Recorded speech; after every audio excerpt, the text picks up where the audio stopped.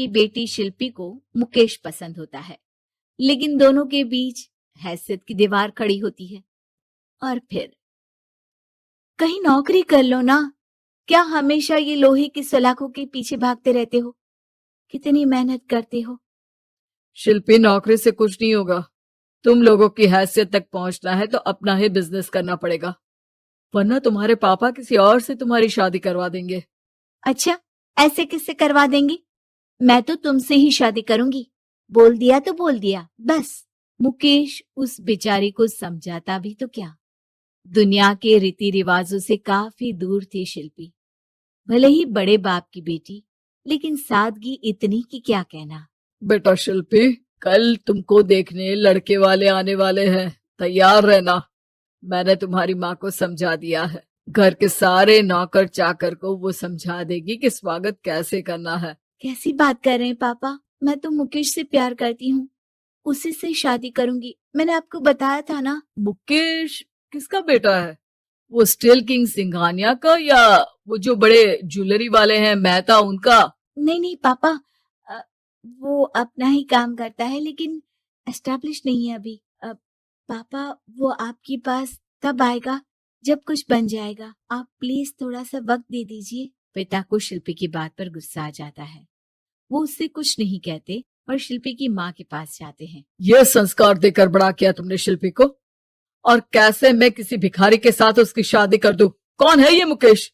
मैं जानती हूँ, बड़ा ही होनहार लड़का है, शिल्पी से बहुत प्यार करता है और शादी करना चाहता है।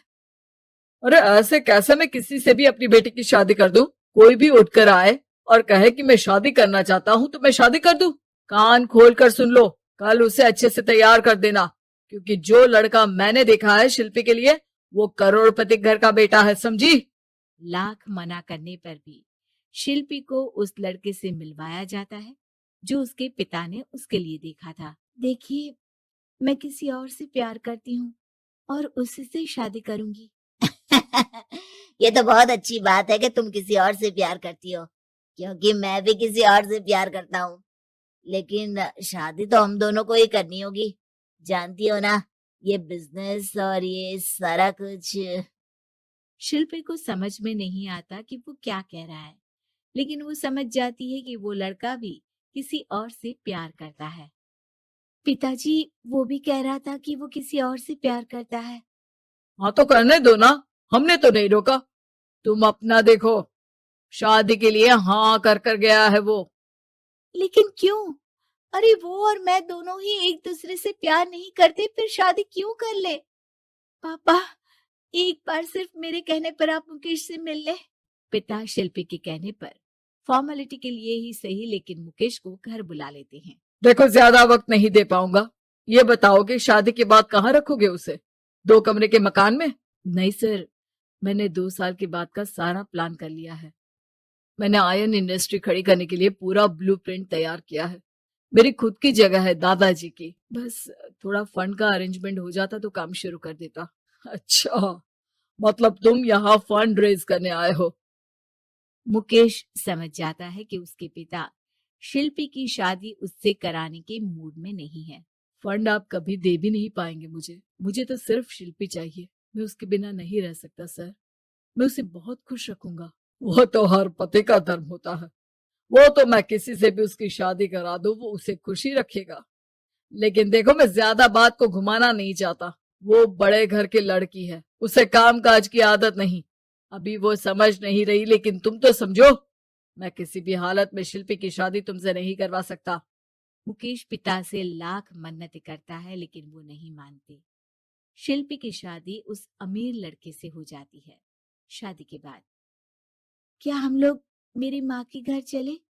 मुझे उन लोगों की बहुत याद आ रही है। हाँ हाँ, जाओ जाओ। वैसे भी आज मैं अपनी गर्लफ्रेंड के साथ मसूरी जा रहा हूँ, तुम जा सकती हो। कैसी बात कर रहे हैं? अब हम लोगों की शादी हो गई है, आप कैसे किसी और लड़की के साथ जा सकते हैं? अरे मैंने तो तुम्हें शादी के पहले ही बता दिया था कि मेरी कुछ गर्लफ्रेंड्स है। अब प्लीज ये टिपिकल बीवी वाला रोना धोना शुरू मत कर देना। शिल्पी पिता के घर जाती है और माता पिता को सारी बात बता देती है। इतना गंदा इंसान निकलेगा, मैंने तो सोचा ही नहीं था। अरे क्यों कराई मेरी फूल जैसी बेटी की शादी ऐसे घर में? और तो क्या हो गया? शुरू शुरू में हर घर में ऐसा होता है, धीरे धीरे ठीक हो जाएगा। और वैसे भी उन लोगों के साथ हम लोगों की एक बड़ी डील फाइनल हुई है, समझी? उन लोगों से रिश्ता बनाकर रखो, तभी पैसों की बारिश होगी। पापा, अब समझ में आया कि आपने मेरे साथ ऐसा क्यों किया। मुकेश आपके सामने गिड़गिड़ा कर गया कि वो मुझे बहुत खुश रखेगा, लेकिन आपने मेरी शादी एक ऐसे लड़के से करा दी जो किसी और लड़की से प्यार करता है और शादी सिर्फ समझौते के लिए कर रहा है। पापा, मैं जा रही हूँ, लेकिन इस घर में कभी पैर भी नहीं रखूंगी। आपने मुझे सामान की तरह इस्तेमाल किया। माँ शिल्पी को बहुत रोकती है, लेकिन वो एक नहीं सुनती। कुछ समय बाद, शिल्पी, मुझे नहीं लग रहा कि अब हम दोनों के बीच ये शादी और रह पाएगी। मैं किसी और से शादी करना चाहता हूँ। वैसे तुम परेशान मत हो ना, तुम्हारे पापा के साथ हम लोगों की डील जो चल रही है ना, वो नहीं रुकेगी, क्योंकि तुम बहुत अच्छी लड़की हो। ठीक है, मैं जा रही हूँ, तलाक के पेपर में साइन करके। लेकिन एक शर्त है, मैं कहाँ गई ये बात मेरे पिता तक नहीं पहुंचनी चाहिए। शिल्पी घर छोड़कर चली जाती है। वो एक नौकरी करती है और अपना जीवन खुद संभालती है। लेकिन एक दिन, शिल्पी जी, आपसे मालिक मिलना चाहते हैं। अब मुझसे क्यों? शिल्पी मालिक के कमरे में जाती है, जहां सामने मुकेश होता है। अरे आप, आपको देखकर बहुत खुशी हुई, बहुत बड़े आदमी बन गए। थैंक्स, पर तुम्हें नौकरी करने की क्या जरूरत पड़ गई? मैंने तो सोचा भी नहीं था कि तुम मेरी शिल्पी होगी। तभी वहां शिल्पी के पिता आ जाते हैं। शिल्पी, तुम्हारे बारे में माँ से पता चला। घर चलो बेटा, मुझे माफ कर दो। मुकेश, मैं यहाँ अपनी कंपनी के काम के लिए आया हूँ। तुम्हारी कंपनी की डील अगर हमें नहीं मिली तो हम बर्बाद हो जाएंगे। वैसे अब तुम चाहो तो शिल्पी की शादी मैं तुमसे कराने को तैयार हूँ। बस करिए पापा, ये क्या सौदा लगा रखा है आपने? जिस कंपनी से आपकी डील हो, अपनी बेटी की शादी उसी के घर करा देते हैं।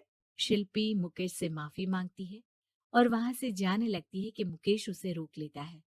रुको शिल्पी, ये सब कुछ तुम्हारे लिए है। ये कंपनी, ये नाम सिर्फ तुमसे शादी करने के लिए ही खड़ा किया था। मैं आज भी तुमसे बहुत प्यार करता हूँ।